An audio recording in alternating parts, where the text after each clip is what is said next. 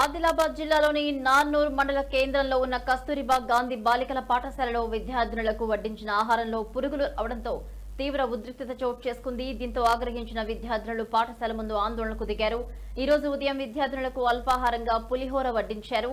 అయితే ఆ పులిహోరలో పురుగులు ఉండడాన్ని గమనించిన విద్యార్థినులు దాన్ని తినకుండానే తరగతి గదులకు తిరిగి వెళ్లిపోయారు. దీని తర్వాత పాఠశాల సిబ్బంది మరోసారి అల్పాహారం సిద్ధం చేసి ఉప్మా వడ్డించారు.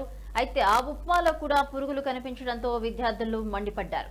ఇటు పాఠశాలలో నాణ్యత లేని ఆహారాన్ని అందిస్తున్నారంటూ విద్యార్థులు వెంటనే పాఠశాల ముందు నిరసనకు దిగారు. కలుషితమైన ఆహారం వల్ల తమ ఆరోగ్యం దెబ్బతింటుందని, దీనిపై అధికారులు వెంటనే చర్య తీసుకోవాలని వారు డిమాండ్ చేస్తున్నారు. ఈ ఘటనపై స్థానిక అధికారులు, విద్యాశాఖ అధికారులు ఇంకా స్పందించాల్సి ఉంది.